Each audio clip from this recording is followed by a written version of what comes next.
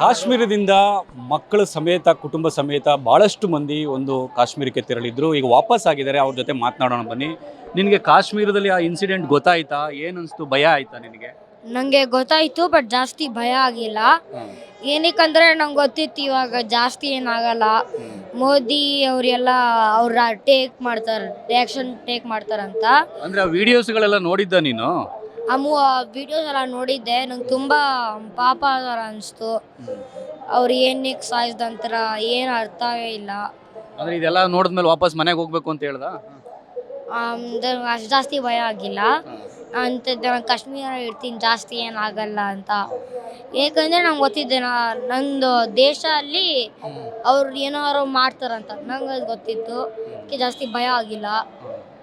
ನಿನಗೇನಿಸ್ತು incident ಎಲ್ಲ ಆದ್ಮೇಲೆ? ನನಗೆಲ್ಲ ತುಂಬ ಭಯ ಅನಿಸ್ತು. ಆಮೇಲೆ ನನಗೆ ನನ್ನ ಪಪ್ಪನ ಫ್ರೆಂಡ್ಸ್ ಎಲ್ಲರೂ ಹೇಳಿದರು ಆರ್ ಯು ಸೇಫ್ ಆ ಥರ ಎಲ್ಲ. ಆಗೂ ನಂಗೆ ತುಂಬ ಪಾಪ ಅನಿಸ್ತು. ಆಮೇಲೆ ಅವರು ಎಲ್ಲರೂ ಸೇಫ್ ಇದ್ದೀವಂತ ಹೇಳಿದ್ವಿ. ಆಮೇಲೆ ನೆಕ್ಸ್ಟ್ ಡೇ ಪಹಲ್ಗಾಮಿಗೆ ಹೋಗಬೇಕಿತ್ತು, ಬಟ್ ಕ್ಯಾನ್ಸಲ್ ಆಗಿತ್ತು. ಮತ್ತು ಪಹಲ್ಗಾಮ್ ಒಂದಿನ ಬಂದು ಆಗಿತ್ತು. ಆಮೇಲೆ ನಾವು ಪ್ಲ್ಯಾನ್ ಮಾಡಿದ್ವಿ, ಎಲ್ಲರಿಗೂ ಕೇಳ್ತಾ ಇದ್ವಿ. ಫಸ್ಟ್ ಆಫ್ ಆಲ್ ನಾವು ಟೂರ್ ಮ್ಯಾನೇಜರಿಗೆಲ್ಲ ಕೇಳ್ತಾ ಇದ್ವಿ ಏನೆಲ್ಲ ನಾವೀಗ ಹೊರಡ್ಬೋದಲ್ಲ ಅಂತ, ಅವಾಗ ಹೊರಡ್ಬೋದಂತ. ಆಮೇಲೆ ನಾವು ಅವ್ರ ಟೂರ್ ಮ್ಯಾನೇಜರ್ ತುಂಬ ಹೆಲ್ಪ್ ಮಾಡಿದ್ರು. ಅಂದ್ರೆ ನಿನ್ನ ವಿಡಿಯೋಸ್ ಎಲ್ಲ ನೋಡ್ದ? ಈಗ ಇನ್ಸಿಡೆಂಟ್ ಎಲ್ಲ ಆದ್ಮೇಲೆ ನಿಂಗೆ ತೋರಿಸಿದ್ರಾ? ಹಾಂ, ತೋರಿಸಿದ್ರು. ಆಮೇಲೆ ನಮ್ಗೆ ಪ್ಲೇನ್ ಬಂತು. ನಾವು ಹೋಗಿ ಸೇಫಾಗಿ ಬಂದಾಗ ತುಂಬ ಖುಷಿ ಆಯಿತು. ಅದಕ್ಕೆ ನಂಗೆ ಥ್ಯಾಂಕ್ ಮಾಡಬೇಕು ಇವರಿಗೆ, ಸಂತೋಷ್ ಲಾಡ್ ಅವರಿಗೆ. ನೀನೇನು ಹೇಳ್ತೀಯಾ? ಏನಾಯ್ತು ಇನ್ಸಿಡೆಂಟ್? ನಾವು ಫಸ್ಟ್ 20th ಹೋಗಿದ್ವಿ. 20th ಹೋದಾಗ ನಾವು ಟ್ಯೂಲಿಪ್ ಗಾರ್ಡನ್ಗೆ ಹೋಗಿದ್ವಿ. 21st ಸೋನ್ಮಾರ್ಗ್ ಹೋಗಿದ್ವಿ. 22nd ಮಧ್ಯಾಹ್ನವರೆಗೆ ಎಲ್ಲ ಚೆನ್ನಾಗಿ ನಡೀತಿತ್ತು ಗುಲ್ಮಾರ್ಗಲ್ಲಿ. ಆವಾಗ ನಾವು ರೆಸ್ಟೋರೆಂಟಲ್ಲಿ ಲಂಚಿಗೆ ಕೂತಾಗ ಅವಾಗ ಅಲ್ಲಿ ಟಿ ವಿಯಲ್ಲಿ ನ್ಯೂಸ್ ನೋಡಿದ್ವಿ ಕಾಶ್ಮೀರಲ್ಲಿ ಟೆರರ್ ಅಟ್ಯಾಕ್ ಆಗಿದೆ ಅಂತ. ಸೊ ನಮ್ಗೆ ಅಷ್ಟು ಗೊತ್ತಿರಲಿಲ್ಲ. ಅವಾಗ ರೂಮಿಗೆ ಬಂದ ಮೇಲೆ ನೋಡಿದರೆ ತುಂಬ ದೊಡ್ಡ ಇನ್ಸಿಡೆಂಟ್ ಆಗಿದೆ ಅಂತ. ಅದಕ್ಕೆ ನಾವು ನೆಕ್ಸ್ಟ್ ಡೇ ಪಹಲ್ಗಾಮಿಗೆ ಹೋಗಿತ್ತು ನಮ್ಮದು ಪ್ಲ್ಯಾನ್. ಅದಾದಮೇಲೆ ಕ್ಯಾನ್ಸಲ್ ಮಾಡಬೇಕಾಗಿತ್ತು. ಅದೇ 23rd ಫುಲ್ ರೂಮಲ್ಲೇ ಕೂತಿದ್ವಿ, ಏನೂ ಮಾಡೋಕ್ಕಿರಲಿಲ್ವ.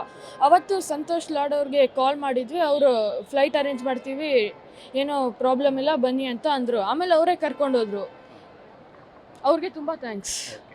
ಮೇಡಮ್, ನೀವು ಕೂಡ ಅಲ್ಲೇ ಫ್ಯಾಮಿಲಿ ಜೊತೆ ಹೋಗಿದ್ರಿ. ಹೌದು. ಆತಂಕ ಆಯ್ತು, ಯಾಕೆಂದ್ರೆ ಇನ್ಸಿಡೆಂಟ್ ಅಲ್ಲೇ ಸುತ್ತಮುತ್ತ ನೆಕ್ಸ್ಟ್ ಡೇ ಹೋಗ್ಬೇಕು ಅಂತ ಕೂಡ ಅಂದ್ಕೊಂಡಿದ್ವಿ.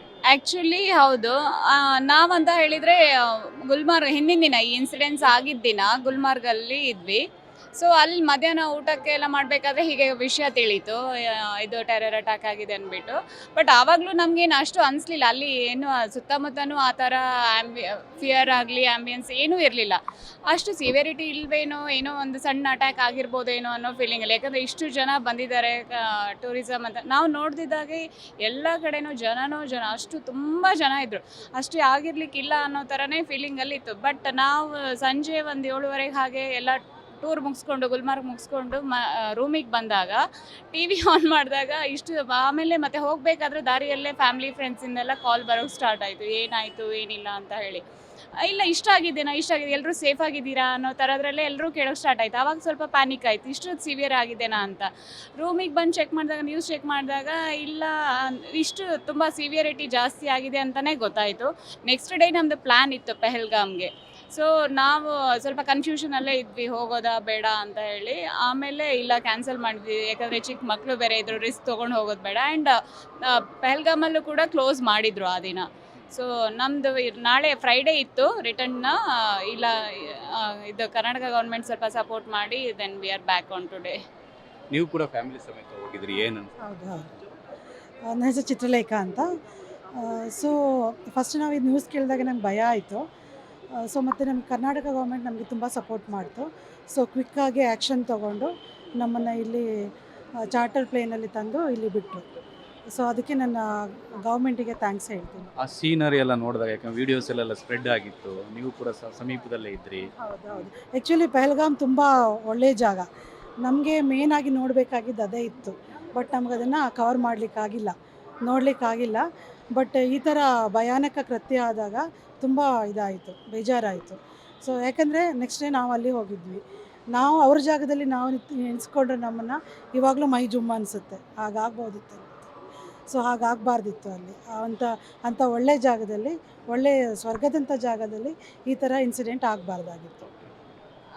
ಇನ್ನೊಂದೇನಂದರೆ ನಾವು ಹಿಂದಿನ ದಿನ ಅದೇ ನೆಕ್ಸ್ಟ್ ಡೇ ಪಹಲ್ಗಾಮ್ಗೆ ಹೋಗಬೇಕಾದ್ರೆ ಒಬ್ಬರು ಸಿಕ್ಕರು ನಮಗೆ, ಹೋಗಲಿಲ್ಲ ಬಟ್ ಹೀಗೆ ನಮ್ಮ ಹೋಟೆಲ್ ಪಕ್ಕದಲ್ಲಿ ಅವರೇನೋ ಹಿಂದಿನ ದಿನ ಆ ಇನ್ಸಿಡೆನ್ಸ್ ಆಗಿದ್ದ ದಿನ ಇದ್ರಂತೆ.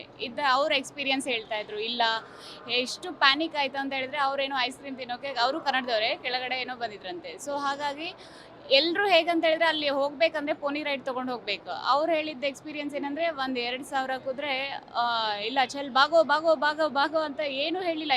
ಪೋನಿ ರೈಡ್ ಇದ್ದವ್ರನ್ನೆಲ್ಲ ಕೆಳಗಡೆ ಇಳಿಸ್ಬಿಟ್ಟು 5,000 ಜನ ಕೆಳಗಡೆ ಓಡ್ತಾ ಇದ್ರು. ಇವ್ರಿಗೆ ಏನಾಗಿದೆ ಅಂತಲೇ ಗೊತ್ತಿಲ್ಲ ಅನ್ನೋ ಥರ. ಚಿಕ್ಕ ಮಕ್ಕಳನ್ನ ಕರ್ಕೊಂಡು ಹೋಗಿದ್ದು ಬರೋದು ಎಲ್ಲ ತುಂಬ ಕಷ್ಟ ಆಯಿತು. It's like a film experience ಥರ ಅಂತ ಅವರು ಹೇಳ್ತಾ ಇದ್ರು. ನಾವು ಅಂದ್ಕೊಂಡ್ವಿ ನಾವು ಹೋಗದೆ ಇರೋದು ಚೆನ್ನಾಗಾಯಿತು, maybe we are safe ಅನ್ನೋ ಥರ. ಬಟ್ ಆಗಿರೋ ಕಂಡೀಷನಿಗೆ ಒಂಥರ ಬೇಜಾರಿದೆ ಆ ಫ್ಯಾಮಿಲಿ ಮೆಂಬರ್ ಎಣಿಸ್ಕೊಂಡ್ರೆ. ಅಂದರೆ ಕಾಶ್ಮೀರಕ್ಕೆ ತೆರಳಿದಂಥ ಎಲ್ಲರೂ ಕೂಡ ಈಗ ಸೇಫಾಗಿ ವಾಪಸ್ ಆಗಿದ್ದಾರೆ. ಅಂದರೆ ಇಂಥ ಘಟನೆ ಸಂದರ್ಭದಲ್ಲಿ ನಾವು ಸೇಫಾಗಿ ವಾಪಸ್ ಬಂದ್ವಲ್ಲ ಅಂತ ಕೂಡ ಎಲ್ಲರೂ ಕೂಡ ನಿಟ್ಟುಸಿರು ಬಿಟ್ಟಿರ್ತಕ್ಕಂಥದ್ದು. ಕ್ಯಾಮ್ರಾ ಪರ್ಸನ್ ಮುನಿದ ಜೊತೆ ರವಿ ಕಬಲ್ ಟಿವಿ ಬೆಂಗಳೂರು.